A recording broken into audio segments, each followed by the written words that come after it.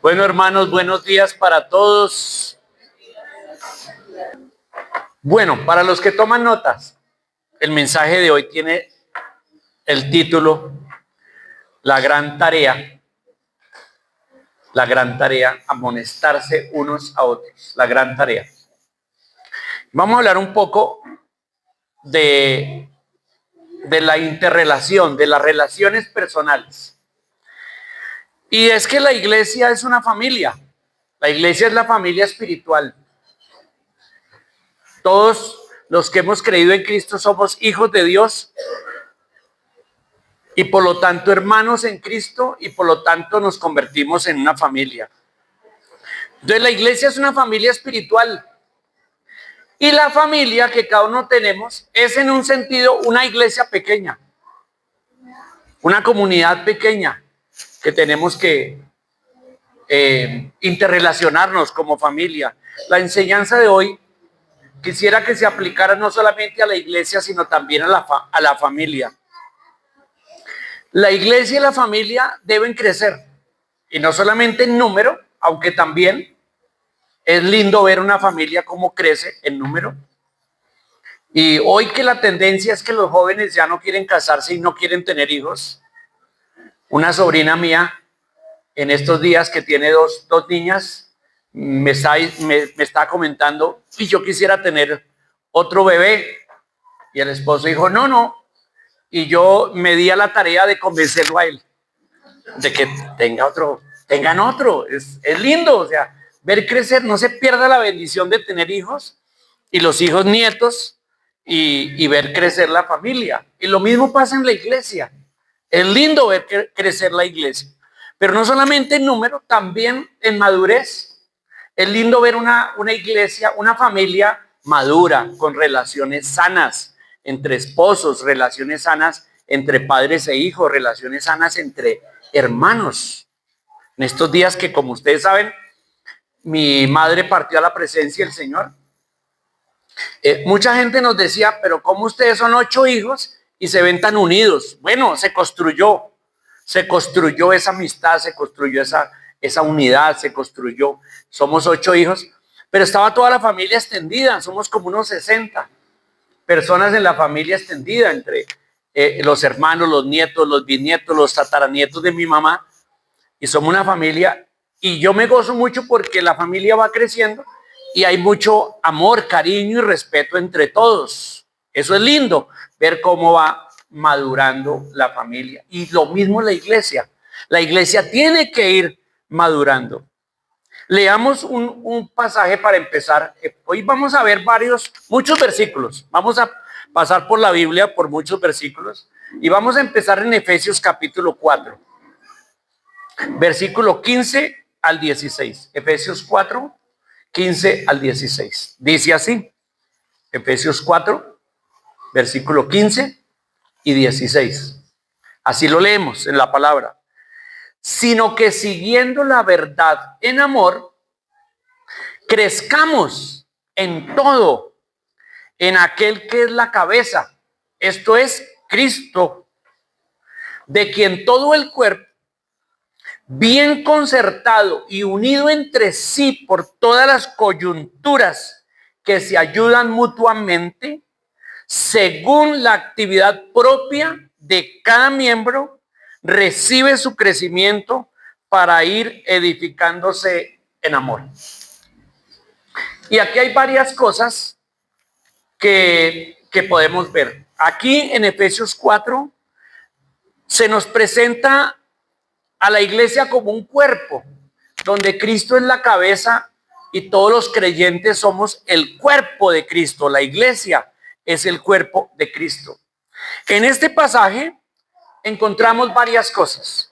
En primer lugar, encontramos que Cristo es la cabeza y aquí dice este pasaje, hablad siguiendo la verdad en amor. La verdad en amor. Que aquí hay dos conceptos muy fundamentales en las relaciones interpersonales, que es lo que vamos a hablar hoy. Cómo mantener relaciones interpersonales sanas, buenas, equilibradas. Y hay estos dos elementos, que son ¿cuáles? La verdad y el amor. Ser capaz de decir la verdad y decirla ¿cómo?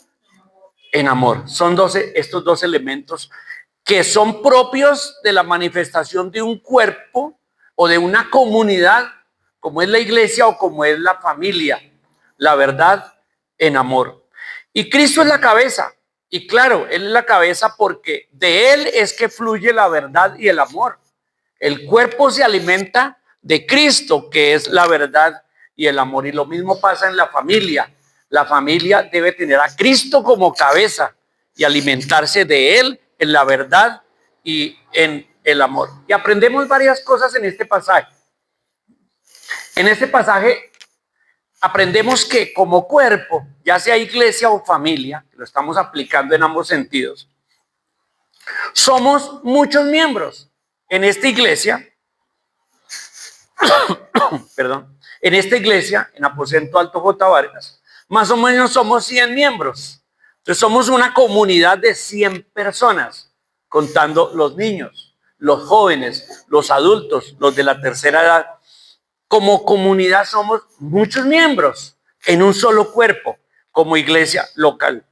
La segunda cosa que vemos en este pasaje es que estamos unidos por coyunturas espirituales invisibles que se han desarrollado en el Espíritu Santo. El Espíritu Santo nos mantiene unidos. No parece que estuviéramos unidos, pero espiritualmente somos como un cuerpo muy unido. Hay coyunturas espirituales que nos unen unos y a otros y nos mantienen unidos como iglesia, como cuerpo de Cristo.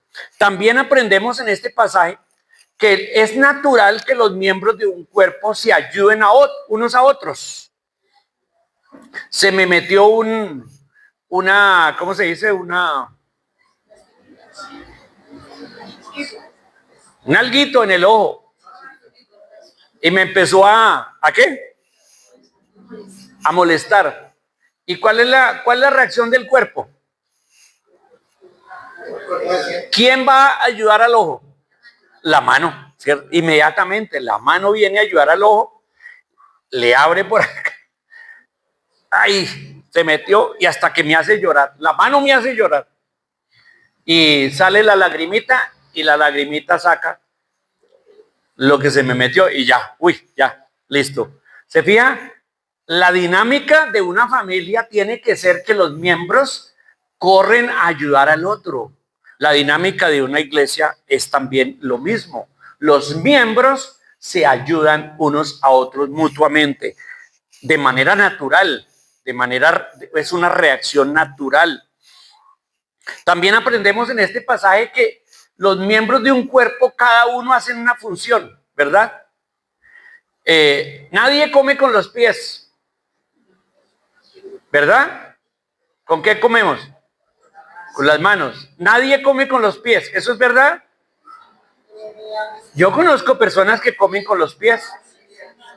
¿Por qué? No tienen manos y han desarrollado una capacidad impresionante en sus pies para agarrar con el pie el pocillo y levantarlo increíble. Aunque el pie no fue hecho para eso, pero el cuerpo hace que algunos de los miembros desarrollen capacidades impresionantes. El cuerpo trabaja y el cuerpo se ayuda y los miembros se ayudan y cada uno hace su función. ¿Para qué? Para que se produzca un crecimiento, tanto en la iglesia como la dinámica de una familia. Ahora, en la Biblia, esta relación de miembros se expresa a través de una palabra griega que ya vimos en una enseñanza hace un tiempito, que es la palabra griega alelón, que se traduce, aparece unas 100 veces en el Nuevo Testamento, y se traduce la palabra alelón como unos a otros. Esa palabra griega, una, se traduce en tres en español, unos a otros. Significa la dinámica de relacionarse unos a otros. Y de esas 100 veces que aparecen en el Nuevo Testamento, unos a otros, 48 veces se usa para hablar de la iglesia. la relación de los miembros de la iglesia, 48 veces. Y cuando uno coge esas 48 veces y mira a qué se refiere unos a otros, clasifica, porque muchas de esas se repiten, por ejemplo, amados unos a otros, se repite 11 veces, entonces uno une todas y a la final entonces sale el resultado es 12 acciones que nos hablan de unos a otros. Esto ya lo habíamos visto, ¿verdad? En otra enseñanza, pero vamos a volver a repetir. Entonces salen 12 acciones que son así. La primera es ¿qué? Y es la primera por importancia. Amaos unos a otros. ¿Por qué por importancia? Primero porque es la que más se repite en el Nuevo Testamento. Y segunda porque esa es la base. El amarse unos a otros, el amor es la base de las relaciones interpersonales. Entre Dios y nosotros, la base de la relación entre Dios y yo es el amor. Si Dios no me amara, ¿qué pasaría conmigo? Por causa de mi pecado, Dios me condenaría y me alejaría de su presencia. Pero como Dios me ama, envió a Jesucristo para pagar por mis pecados, para acercarme a Él. Entonces, el amor es la base. Además, la Biblia dice, en 1 Juan 3, 16, que Dios es amor. Dios es, su esencia es amor. Jesús dijo que el mandamiento más importante, ¿cuál es? Cuando le preguntaron, ¿cuál es el mandamiento más importante de todos los mandamientos que hay en la Biblia? ¿Cuál es? Amar a Dios por encima de todas las cosas y amar al prójimo como me amo a mí mismo. Y Jesús dijo, y en esos dos mandamientos del amor se resumen todos los otros. Entonces estas 12 expresiones se resumen todas en el amor. En esta primera, amaos unos a otros. El apóstol Pablo me gusta como lo dice en Colosenses 3:14, dice, y sobre todas estas cosas vestidos de amor, que es el vínculo perfecto. Me encanta como él lo expresa de esa manera.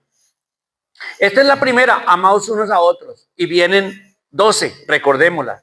Sed miembros los unos de los otros. Honraos unos a otros. Sed de un mismo sentir unos y otros. Aceptaos unos a otros. Amonestaos unos a otros. Saludaos unos a otros. Servíos unos a otros. Sobrellevad las cargas unos de los otros. Soportaos unos a otros, lo cual es muy difícil. Someteos unos a otros. Animaos unos a otros. Entonces aquí hay 12 unos a otros que estudiada cada uno de esos nos ayudaría a mejorar las relaciones interpersonales como iglesia y como familia si practicáramos esas 12 unos a otros. Pero hoy quiero referirme a una de esas 12, que en mi concepto no es que sea la más importante, pero me parece que practicarla ayudaría mucho, nos ayudaría mucho como comunidad cristiana y como familias. Esa. ¿Y cuál es? Amonestaos unos a otros. De esa voy a hablar. De esa es el mensaje de hoy, sobre amonestarse unos a otros. Todos sabemos que confrontar a alguien acerca del pecado, de la mala conducta que tiene, es una tarea difícil, ¿verdad?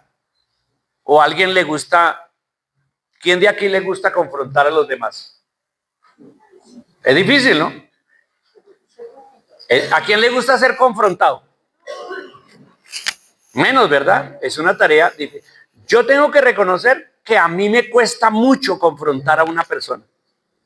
Y ustedes van a decir, pero, wow, ¿tú eres anciano, pastor en esta iglesia? Sí, reconozco, me cuesta mucho. Es más, yo me considero de un carácter pacifista. ¿Qué significa eso? O sea, todo bien. No te metas conmigo, yo no me meto contigo y todos estamos contentos, ¿sí? Pero resulta que me he dado cuenta que esa filosofía es totalmente errada. Que por no confrontar a personas, he tenido más grandes problemas con esas personas. Que por no haber confrontado a mi cónyuge, a mi hijo, a mi hermano en Cristo, al mejor amigo, etcétera, a la final no resultó en paz, resultó fue en peores cosas. Porque la tarea de confrontar es una tarea difícil, pero me he dado cuenta que cuando hago esa tarea de confrontar a la persona y lo hago de manera correcta, el resultado es buenísimo. Generalmente los resultados no son inmediatos. Cuando tú confrontas a alguien, generalmente el resultado no es inmediato porque ¿cuál es la reacción de la persona a la que yo confronto? No es, uy, qué alegría que me hayas confrontado, ven, te doy un abrazo, hermano. No, eso no es. Es al revés, ¿cierto? Por dentro está pensando usted quién es y qué se cree. Entonces, confrontar no es una tarea fácil, pero cuando tú la haces de una manera correcta, con el tiempo produce excelentes resultados. Y me he dado cuenta que cuando confronto, el que más aprende soy yo mismo. ¿Por qué? Porque al pensar en confrontar al otro, me obliga a ¿qué? A examinarme a mí mismo, en pensar en mí. ¿Yo qué le voy a hablar a él de esto? Y yo cómo estoy respecto a eso. Y me ayuda a mí mismo. Y entonces me doy cuenta que en la práctica de confrontar al otro, el resultado es que yo crezco, yo aprendo, yo me examino, maduro. Y eso me bendice de muchas maneras. Me trae provecho espiritual, me trae provecho mental, me trae provecho emocional, me ayuda. Es decir, que el ejercicio de confrontar a otros termina siendo ¿qué? Una bendición para mi propia vida. Y termina siendo una bendición para la vida del otro, por supuesto. Ahora, como hemos dicho que confrontar no es una tarea fácil, de alguna manera confrontar requiere que uno se arriesgue. Hay que tomar el riesgo. ¿Y por qué riesgo? ¿Cuáles son los peligros a los que uno se enfrenta cuando confronta? ¿El riesgo a qué? A ser rechazado, o a ser maltratado, o a ser herido. Ese es el riesgo al que uno se enfrenta cuando va a confrontar a la esposa, al esposo, al hijo de un hermano a otro hermano en la familia o en el ministerio. Aquí confrontarse uno al otro es un reto, es difícil. Pero quiero decirle que confrontar es una forma de mostrar amor. Confrontar es la mejor forma de decirle a una persona, yo te amo, me interesas. Me interesas. No confrontar, entonces, ¿qué es? No amar. ¿Por qué? Porque yo estoy viendo a mi hermano o a mi hermana, a mi esposo o a mi esposa, viendo que está haciendo mal, que está pecando y no le digo nada. No soy capaz de decirle nada, no soy capaz de confrontarlo. Entonces, cuando yo hago eso, veo que está haciendo mal, pero no digo nada. ¿Eso cómo se llama? No amar. No amar. No pareciera, pero no confrontar es no amar. Es permitir que la otra persona se autodestruya y vaya por un camino y yo no digo nada. ¿Te ha pasado? ¿Te ha pasado? ¿Que has querido confrontar y no eres capaz? Y con el tiempo te das cuenta que debí haberlo hecho. Mira, hermanos, casi siempre cuando uno confronta de la manera correcta, de manera bíblica, el 95% el resultado es buenísimo, es asombroso cuando se hace de la manera correcta. Es una bendición. Y otra cosa que necesitamos entender es que la confrontación, pocas veces el efecto es inmediato y se requiere un proceso, se requiere tiempo para hacer esta tarea. Vamos a hablar un poquito de entender eso.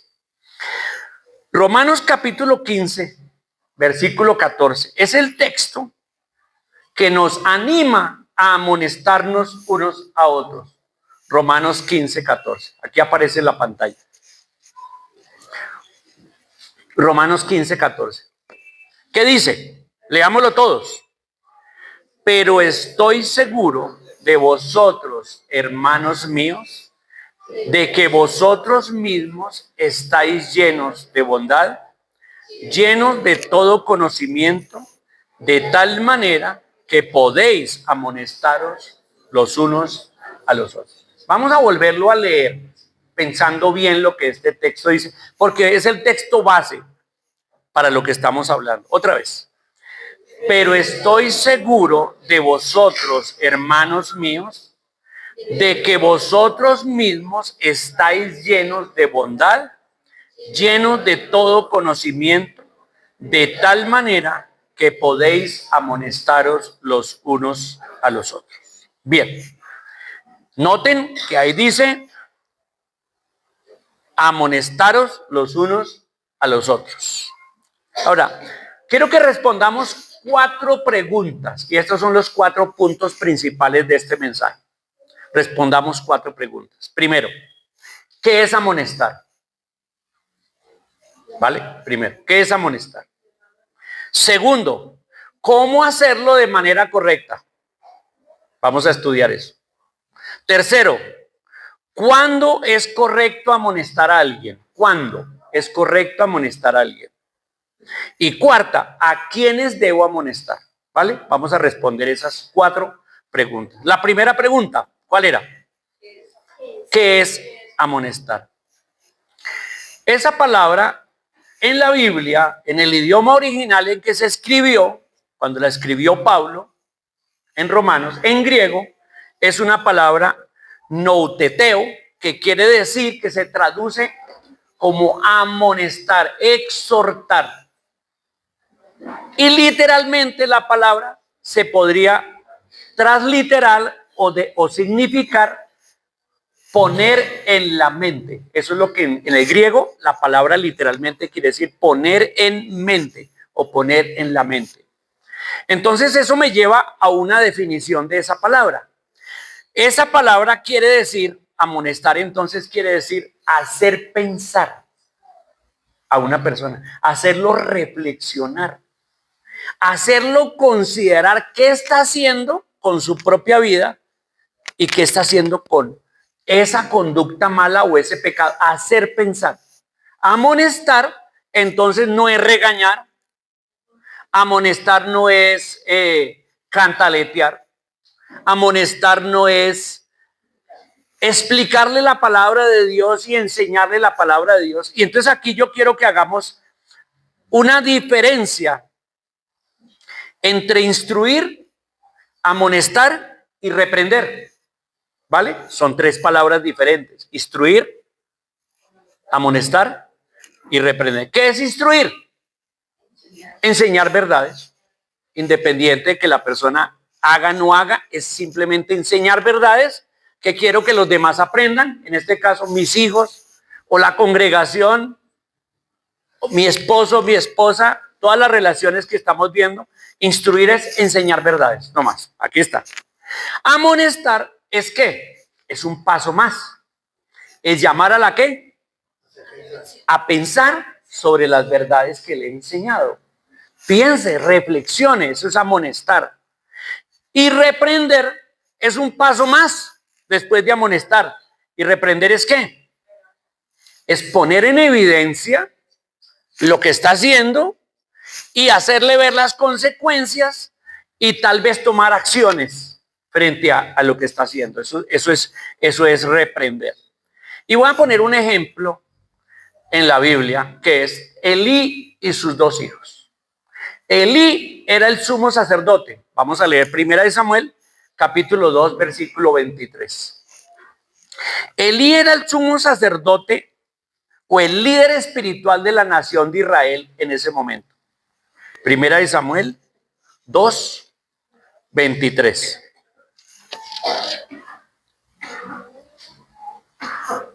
Y Elí tenía 2 hijos, Ofni y Finés, que también eran sacerdotes. Y esto leemos en 1 Samuel 2:23. Y les dijo, Eli llama a sus dos hijos y les dice, ¿por qué hacéis cosas semejantes? Porque yo oigo de todo este pueblo vuestros malos procederes. ¿Qué está haciendo ahí? Amonestando, ¿verdad? Está amonestándolos. ¿Qué es lo que ustedes están haciendo? Porque estoy escuchando el pueblo que ustedes hacen cosas malvadas. Versículo 24. No, hijos míos, porque no es buena fama lo que yo oigo, pues hacéis pecar al pueblo de Jehová. Entonces Eli llama a sus dos hijos y porque ha escuchado malas cosas que ellos, está escuchando que ellos están haciendo mal, que están haciendo cosas horribles en el templo, que son adúlteros, son abusivos y ladrones de las ofrendas de Dios. Hacen muchas cosas malas estos dos hombres. Y Eli los llama y los amonesta. ¿Por qué están haciendo esto? Esto no es bueno. Piensen en que esto no es bueno. Pero el versículo siguiente, versículo 25 dice, si pecare el hombre contra el hombre, los jueces le juzgarán. Mas si alguno pecare contra Jehová, ¿quién rogará por él? Pero ellos no oyeron la voz de su padre, porque Jehová había resuelto hacerlos morir. Y cuando uno lee toda esa historia y estudia esta historia de Eli y sus dos hijos, se da cuenta que Dios castigó y hizo morir a sus dos hijos, pero también hizo morir a Eli. Y cuando Dios hizo morir a Eli, en el capítulo 3, versículo 13, dice así.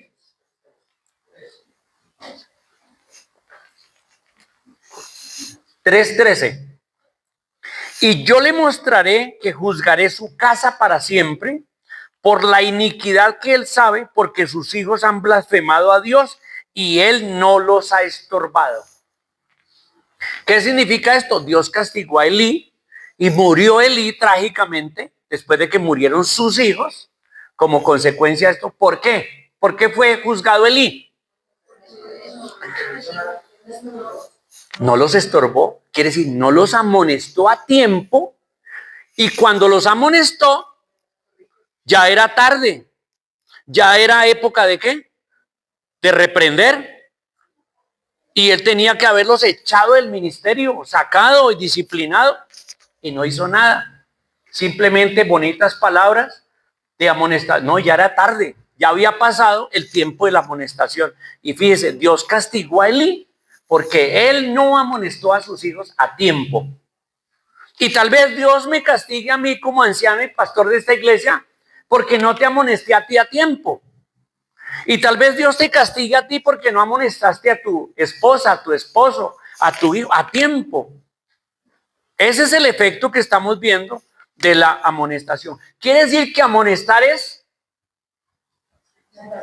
una tarea totalmente imprescindible.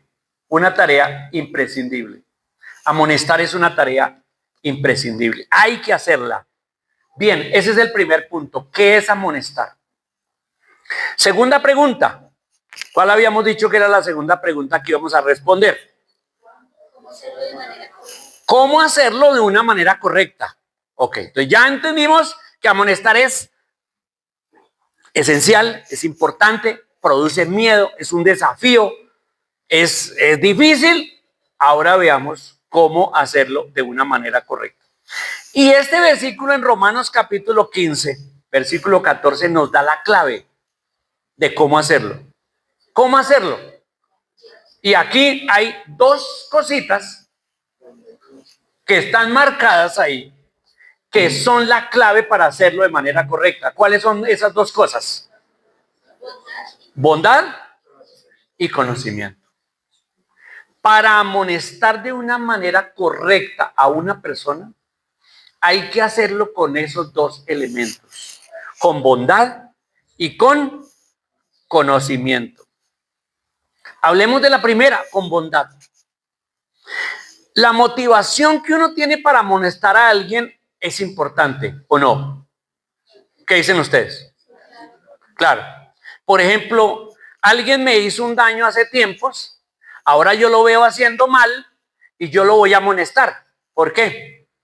Porque voy a aprovechar el papayazo que me está dando para vengarme. Y téngale, le voy a caer encima y es una motivación totalmente incorrecta, ¿verdad? Ahí no hay bondad. Estoy amonestando a alguien por las razones incorrectas, por venganza o por querer dañar al otro. Esas no son formas correctas. Amonestar a otro con rabia, porque como decimos aquí en Colombia, coloquialmente, me sacó la piedra. Fulano de tal me sacó la piedra con lo que está haciendo, lo voy a amonestar. No, está mal. Lo va a hacer de una manera incorrecta. Para amonestar se requiere estar lleno de bondad. ¿Y qué significa estar lleno de bondad?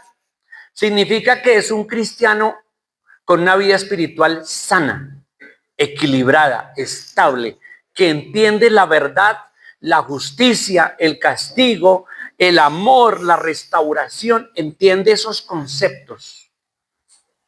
Los entiende. Es un cristiano que entiende lo que significa confrontar a una persona con la verdad y hacerlo pensando en la restauración, en la ayuda, hacerlo pensando en beneficiar al otro.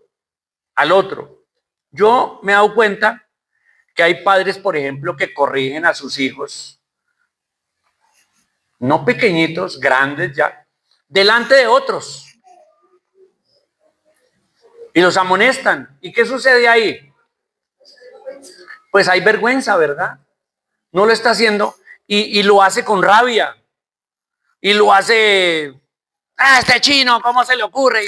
Una amonestación pública, agresiva. No es correcto, no es bueno, no va a tener resultados buenos, va a crear en el hijo más que rebeldía, dolor, lágrimas. Entonces, no es correcto, esas son motivaciones y formas totalmente incorrectas. Y a veces pastores y ancianos amonestamos a personas también por motivaciones incorrectas. Y lo hacemos a veces por cubrir mi propia reputación, o a veces por ejercer autoridad, o a veces porque sentir que este miembro de la iglesia se me salió de las manos y yo tengo que atraparlo. No, son motivaciones totalmente incorrectas, que no son la bondad. Y el elemento que estamos viendo aquí es que para amonestar debo estar lleno de bondad. Y cuando pienso en la bondad, ¿sabes cuándo se genera la bondad cuando yo estoy amonestando? Cuando aplico Mateo capítulo 7, versículos 3 al 5. Vamos a ver qué dice Jesús. ¿Cómo va a surgir en mí la bondad para amonestar? Cuando aplico Mateo 7, versículos 3 al 5. ¿Qué dice? ¿Y por qué miras la paja que está en el ojo de tu hermano y no echas de ver la viga que está en tu propio ojo? ¿Y cómo dirás a tu hermano, déjame sacar la paja de tu ojo, he aquí la viga en el ojo tuyo? Hipócrita, saca primero la viga de tu propio ojo y entonces verás bien para sacar la paja del ojo de tu hermano. ¿Cuándo es que uno se llena de bondad? Cuando no va con actitud de juez y con actitud de castigar, de infligir a la otra persona, sino que se mira a sí mismo y considera, venga, yo en eso puedo llegar a ser incluso peor que el otro. Entonces, pregunto, queridos hermanos, ¿significa eso que yo solo puedo amonestar a otra persona cuando yo estoy bien en ese asunto? ¿O puedo amonestarla a pesar de que yo luche con el mismo asunto? ¿Qué dicen ustedes? Según este texto, así mi condición y mi lucha sea en mi propio ojo muy grande, yo debo ir al otro a confrontar, pero poniéndome en mis propios ojos y mirando mi propia vida y siendo consciente ante el otro. Entonces, ¿eso qué produce? ¿Cuál es mi actitud cuando voy a confrontar a otro? Cuando me miro a mí mismo. ¿Cuál es mi actitud? Me lleno de misericordia, de bondad. Me vuelvo sensible ante la persona. Cuando tú amonestas con insensibilidad, es cuando no, el resultado no va a ser bueno. Se necesita estar lleno de bondad. Y también me hace pensar en Gálatas capítulo 6, versículo 1, donde dice así, Gálatas capítulo 6, versículo 1 dice, hermanos, si alguno fuere sorprendido en alguna falta, vosotros que sois espirituales, ¿qué dice? Restauradle con espíritu de mansedumbre, considerándote a ti mismo, no sea que tú también seas tentado. Si yo veo a alguien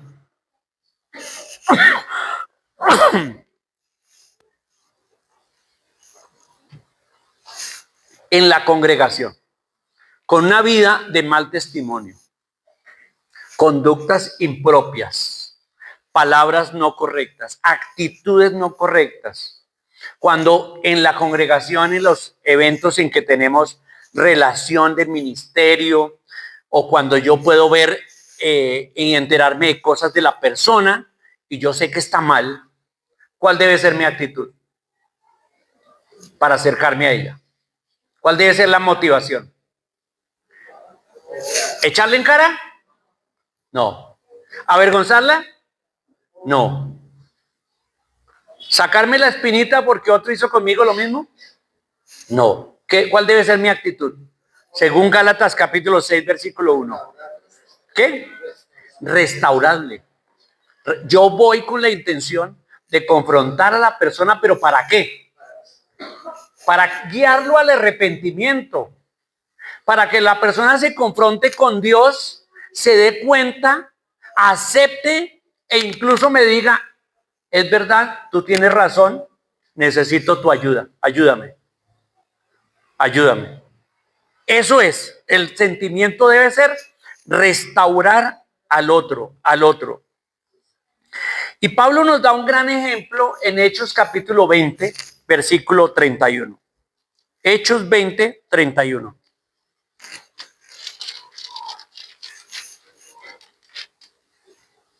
El apóstol Pablo sí que sabía de este tema, de amonestar. Hechos 20, 31. Aquí en Hechos 20, Pablo está con los ancianos, con varios de los líderes de la iglesia de Éfeso, y les dice así. Ahora, Pablo había pasado 3 años ahí en la ciudad de Éfeso, trabajando con la iglesia. Y en este día se está despidiendo de ellos, y esto es lo que les dice en Hechos 20, 31. Dice, por tanto, velad, acordándoos que por 3 años, de noche y de día, no he cesado de amonestar con lágrimas a cada uno. ¿Cómo lo hacía Pablo? ¿Cómo amonestaba? ¿Cómo sentimos en ese versículo que lo hacía Pablo? ¿Cuál era su motivación? ¿Qué dicen? ¿Amor? ¿Qué más? ¿Qué había en el corazón de Pablo según ese versículo? Cuando amonestaba. ¿Por qué lloraba? Le dolía que el hermano o la hermana estuviera en una conducta impropia que no agradara a Dios y con lágrimas rogaba a la persona, hermano, hermana, por favor no hagas eso. Mira, te exhorto en el nombre del Señor. Aquí en la Biblia dice, la palabra de Dios dice esto. Y Pablo es un gran ejemplo. Mire cómo lo hacía, con lágrimas, dice aquí, con lágrimas. Eso significa que cuando amonestamos a alguien, ¿qué estamos buscando? ¿Qué estamos buscando? Que todo el ambiente en la casa esté bien y todos estemos bien. Que mi reputación, a veces padres que vemos a los hijos portándose mal, pues tapamos todo para que nadie se entere que está mal. Y amonestemos. ¿Sí? Es como hijos de pastores sufren mucho porque la congregación no les pasa ni media al hijo del pastor. ¿Por qué? ¿Qué le dicen? ¿Cómo se le ocurre a usted estar haciendo eso si usted es el hijo del pastor? Y lo ponen al pobre hijo de pastor en un puesto donde, no, pues es igual a los otros niños, es igual a los demás, ¿verdad? Y el pastor entonces, por cubrir su reputación, entonces no amonesta al muchacho, le cubre todo, y cuando el muchacho crece, su fe está perdida, nunca fue confrontado con la palabra, la verdad de Dios. Llega a la universidad, se va y dice, yo ya no quiero saber nada más de Dios. Y todo el mundo, wow, el hijo del pastor se suponía que si es el hijo del pastor se supone que debe ser el mejor y más excelente muchacho de la iglesia. No es verdad, no es verdad. Las motivaciones cuando confrontamos son muy importantes, como lo dijo Pablo aquí. Me gusta como lo dice Primera Tesalonicenses capítulo 2. Leamos Primera Tesalonicenses capítulo 2. Primera Tesalonicenses 2, versículos 10 al 2. Y otra vez es Pablo el que nos da el ejemplo. Miren esto. Primera Tesalonicenses capítulo 2, versículo 10. Dice así.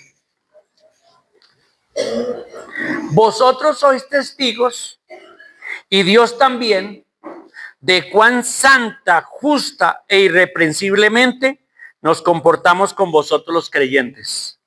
Así como también sabéis de qué modo, ¿cómo? Como el Padre a sus hijos, exhortábamos, y esa palabra exhortar es la misma, amonestábamos y consolábamos a cada uno de vosotros, y os encargábamos que anduvieseis como es digno de Dios, quien nos llamó a su reino y gloria. Entonces fíjese, Pablo aquí nos dice que él lo hacía ¿cómo? ¿Con qué carácter? ¿Con qué corazón? Como lo haría un papá a los hijos, a quienes se supone que ama. Entonces estamos viendo que el primer elemento muy importante es amonestar con bondad, con amor. El segundo elemento que vemos ahí, ¿cuál es? Necesario para confrontar, ¿cuál es?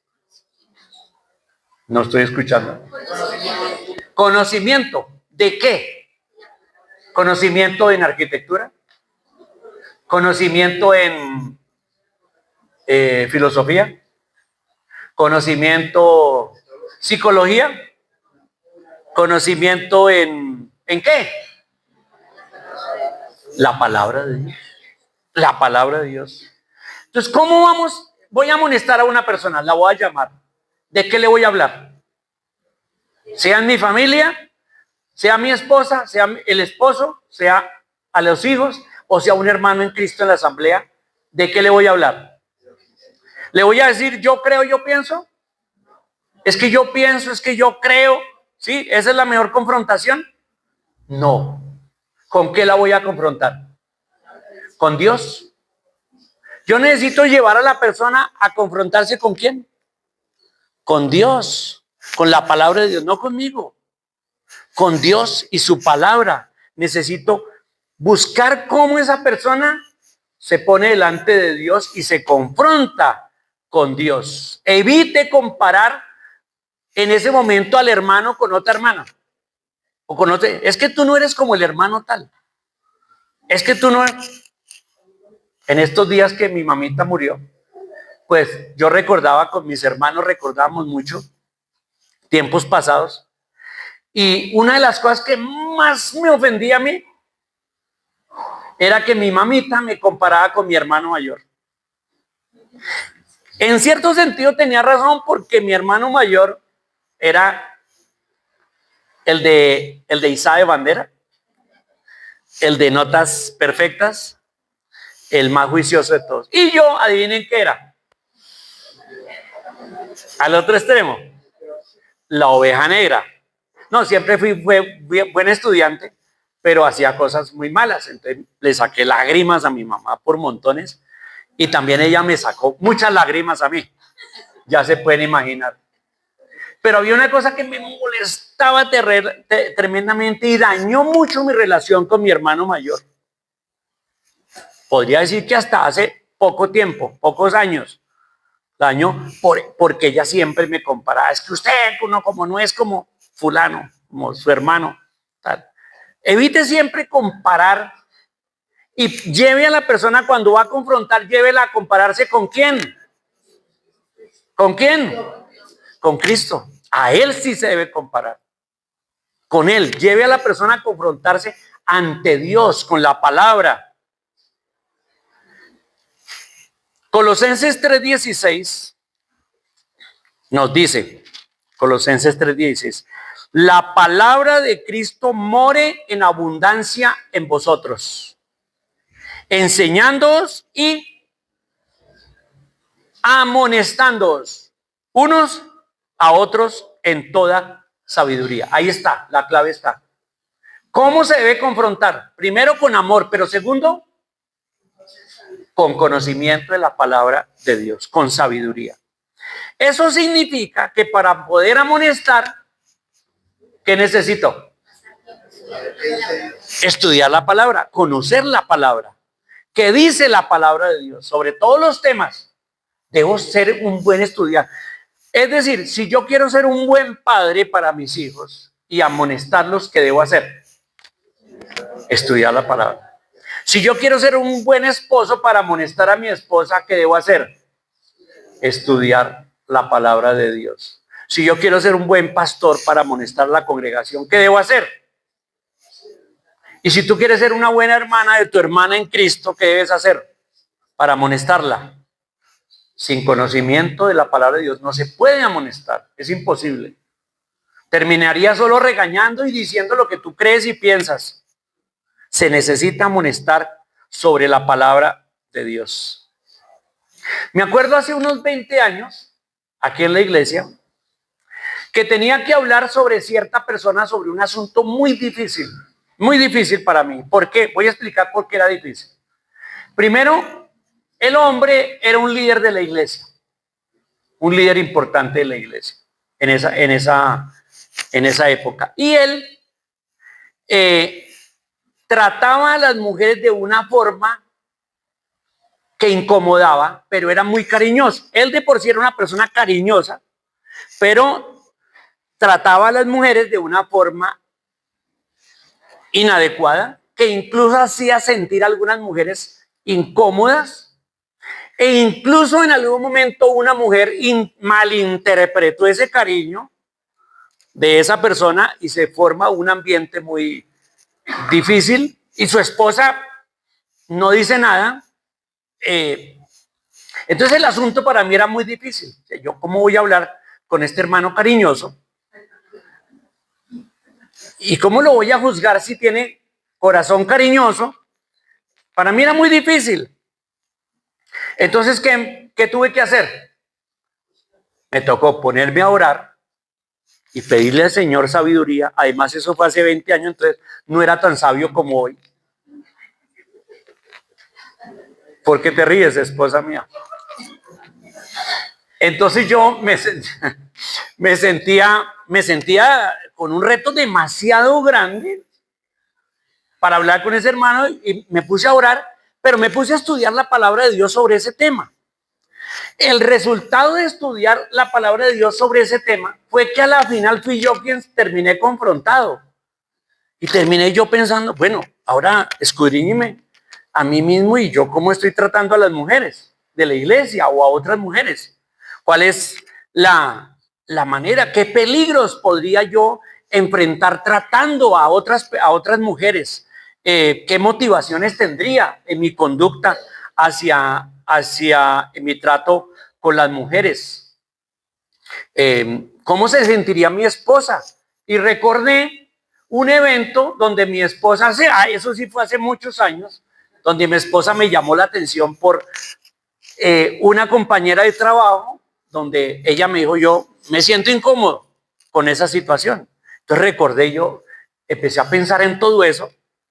Bueno, aprendí mucho y me sentí yo confrontado, Y finalmente confronté a la persona, la senté, hablamos, empezamos a hablar, tratamos el tema, estudiamos la palabra. Yo empecé a mostrarle, mira, de esto es que te quiero hablar, mira, de qué dice aquí el Señor.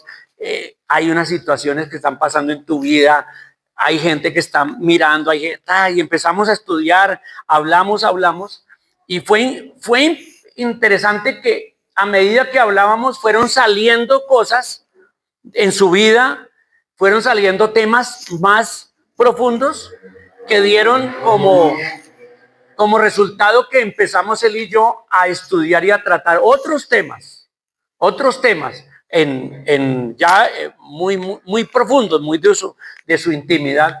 Y a la final resultó que el hermano se restauró, corrigió, empezó a entender y la cosa terminó bien y su esposa era la más contenta porque ya no se sentía tan incómoda y las cosas se arreglaron. Siempre recuerdo eso, pero ¿ustedes se imaginan yo cómo temblaba? ¿Ustedes se imaginan los nervios que yo tenía? ¿Ustedes se imaginan que para mí no era fácil asumir el reto de ese tipo de confrontación? Siempre use la palabra de Dios para amonestar.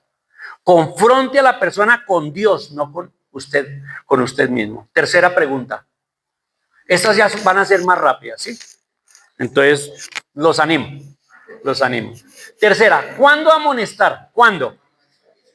Amonestar es una tarea difícil, ya lo dijimos. Confrontar a la persona con su propia realidad y llevarla a reflexionar y a corregir es una tarea muy grande, porque es meterse con lo que la persona es y con la que la persona hace. Y esa es una tarea muy difícil. Y allá en Hechos 20:31, volvamos a Hechos 20:31. No, ese versículo que leímos de Pablo en Éfeso nos va a responder la pregunta, ¿cuándo amonestar? Hechos 20:31. Volvámoslo a leer. ¿Qué dice? Hechos 20:31. ¿Lo tienen todos? ¿Qué dice? Por tanto, velad, acordándoos que por 3 años, ¿qué dice? De noche y de día, no he cesado de amonestar con lágrimas a cada uno. Empiezo subrayando la palabra a cada uno. ¿A cada uno qué significa? Que la confrontación debe ser hecha ¿cómo? En privado. A los que nos cuesta confrontar, ¿sabe qué juego mental hacemos para saber cuándo? Siempre decimos, voy a esperar el momento adecuado. Y resulta que el momento adecuado nunca llega. ¿Y qué pasa al final? Nunca lo hago.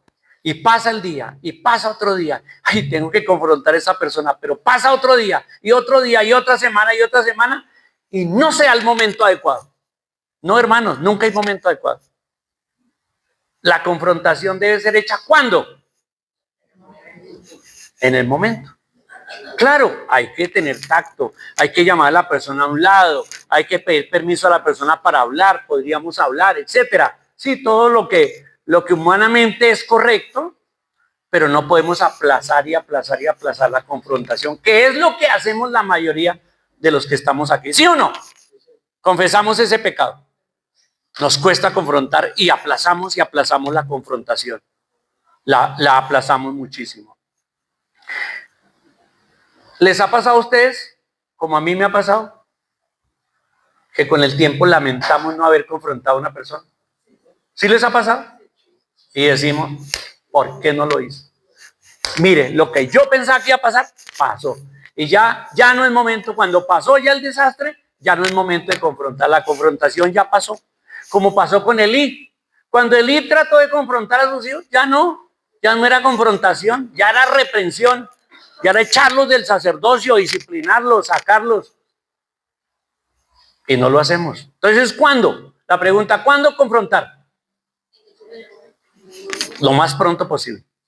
Lo más pronto posible. Como Pablo animó al joven pastor Timoteo en 2 Timoteo 4:2, le dijo, a tiempo y fuera de tiempo. le dijo, exhorta, reprende. Vamos a leerlo. Segunda de Timoteo 4:2. Dice, que prediques la palabra, que instes a tiempo y fuera de tiempo, redarguye, reprende, exhorta con toda paciencia y doctrina, Entonces no pospongamos esta tarea y la responsabilidad de amonestar a alguien. Recuerden que amonestar a alguien es un acto de amor, Finalizo. Cuarta pregunta. ¿A quiénes amonestar? ¿A quiénes? El mandamiento, ¿para quién es? ¿Para quién es? ¿Para quién es el mandamiento? Para todos los creyentes. Los creyentes nos amonestamos unos a otros. Es para todos. Hablemos de los padres hacia los hijos. Tú como padre amonestas a tus hijos, y no importa si tiene 40 años, o 50 o 60, amonestas a tus hijos a tiempo, pequeño o grande. Ya necesita, tú amonestas a Camilo. No importa qué tan grande sea, el tema es que yo lo estoy viendo que está haciendo mal y no lo estoy confrontando. Amonesta a tus hijos, es tu tarea. Ten en cuenta, con bondad, con conocimiento, en oración, no para avergonzarlo, con las motivaciones correctas y para ganar el corazón. Recuerde que la amonestación tiene como fin ¿qué? Restaurar, ganar el corazón de la persona y hacer que la persona madure, crezca y deje las conductas que están mal. Padres e hijos. Cónyuges, hablemos de los cónyuges. Tengo una esposa que me amonesta mucho. Y le doy gracias a Dios por ella, que me amonesta. Pero tengo que reconocer aquí públicamente que no me gusta. ¿A quién le gusta que lo amonesten? Nada. Y especialmente la esposa. Bueno, que el esposo amoneste a la esposa, eso suena más lógico, ¿verdad? Tiene lógica, porque él es la cabeza de la familia, el líder. Pero acá dice que solamente deben amonestar los que están en posición de autoridad. No. ¿Debe la esposa amonestar a su esposo? Con bondad, por favor, con mucha bondad, mucha bondad. Y con conocimiento de la palabra de Dios para llevar a la confrontación a Cristo. Creo que hoy no va a tener almuerzo en la casa. Y voy a dormir en el sofá. Creo. Pero esa es la realidad, ¿sí o no, hermanos? Es la realidad. No nos gusta ser confrontados, pero necesitamos ser confrontados. Y necesitamos la bendición de la confrontación bíblica, correcta y sana. En la iglesia, como hermanos en Cristo, es difícil amonestarnos. O sea, yo estoy viendo al hermano o la hermana en una conducta inapropiada. ¿Quién de ustedes va a ser el valiente de ir a amonestar a esa persona? A decirle, tus palabras no son correctas. Mire lo que la palabra de Dios dice. Tu actitud con que hace estas cosas no es correcta. Mire lo que la palabra de Dios dice. Mira, en el Facebook te vi. Yo no soy facebookero, pero en el Facebook se conocen muchas cosas, ¿verdad? Te vi en el Facebook y es inapropiado. Tu ropa es inadecuada, tu manera es inadecuada, tu conducta, tu actitud, etcétera. O sea, hay tantas cosas que vemos en las demás personas y criticamos y no confrontamos. Ese es el peor pecado de la iglesia. El peor pecado de la iglesia es criticar a un hermano por su conducta, por sus palabras, por lo que hace y no ir a la posición que hay que hacer, que es ¿qué? Confrontar. ¿Cuántos de nosotros necesitamos ser confrontados? Levante la mano. Los que necesitan ser confrontados. El que no levantó la mano lo voy a confrontar por no haber levantado la mano. Primera Timoteo 5, 1 y 2 dice: no reprendas al anciano. Y aquí es la palabra amonestar. No reprendas al anciano, sino exhórtale o amonéstelo como a padre, a los más jóvenes como a hermanos, a las ancianas como a madres, y a las jovencitas como a hermanas con toda pureza, con toda pureza. La dinámica de una congregación tiene que ser una dinámica de miembros, tiene que ser una dinámica de respeto, de amor unos con otros, pero también de consideración. ¿Cómo? Si tú vas a reprender a una persona mayor de edad, ¿cómo lo vas a hacer? Que sea mayor que tú, ¿cómo lo vas a hacer? Como a papá, como si fuera una madre. Si vas a hablar con una hermana, como a madre. Si vas a hablar con un hermano de edad, como a un padre. Si vas a hablar con un joven, como a un hermano. Y si vas a hablar con una jovencita, dice aquí y agrega una palabra importante, con toda pureza. No voy a ahondar en ese tema, pero por algo está esa palabra, esa advertencia ahí. Entonces nuestra recomendación como iglesia es que si tú ves una conducta impropia en una mujer aquí, lo mejor que sería, tú eres un hombre y ves una conducta impropia en una mujer, ¿qué es lo mejor? Buscar una mujer más madura que vaya y hable con la señorita o hable con esta hermana para que se amoneste, para que confronte y para que le hable. Es lo que siempre recomendamos, evitar las confrontaciones de hombre y mujer, de jovencito y jovencita, porque la confrontación tiene un elemento y es que se mete en el corazón de la persona. Y cuando es hombre y mujer es peligroso eso. Ustedes saben que yo, aquí como norma, yo no aconsejo a ninguna mujer. Lo hace mi esposa o lo hace otra mujer de la iglesia. Y si una mujer quiere hablar conmigo, lo hace con mi esposa presente. Porque en la confrontación o en la consejería o como se llame, o como otras palabras se llaman, se desarrollan dinámicas que hacen que las personas se unan. Por esa razón, la confrontación muchas veces termina siendo un proceso de ayuda con el otro, donde a veces afloran situaciones más profundas que necesitan ayuda de mi parte y es bueno que la hagamos. Hermanos, ¿cómo sería mi hogar si aprendiéramos a confrontarnos bíblicamente y a tiempo? ¿Cómo serían los hogares? ¿Cómo serían las familias, la dinámica? ¿Mejoraría? Totalmente. ¿Cómo sería nuestra iglesia si nos amonestamos bíblicamente, con bondad y con conocimiento y confrontarnos con Dios? ¿Cómo sería nuestra iglesia? ¿Crecería? ¿Maduraríamos? ¿Estaríamos más unidos? Sí. Y sé que yo los animo a hacerlo, pero sé que para mí mismo es un reto, es difícil, pero yo animo a que podamos desarrollar el ministerio de este que nos está diciendo aquí, de amonestarnos unos a otros. Y termino con unas preguntas bien directas. ¿Me preocupo por mi crecimiento y mi madurez? ¿O me siento estancado y no soy capaz de confrontar a nadie, ni siquiera soy capaz de confrontarme a mí mismo? Porque no tengo ni conocimiento para confrontarme a mí mismo. ¿Cómo te sientes en eso? ¿Me preocupo por mi crecimiento y por la madurez del otro? ¿Por el crecimiento y madurez del otro?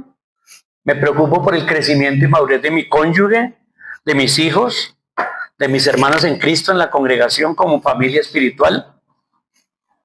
¿Estoy lleno de bondad cuando confronto a otra persona?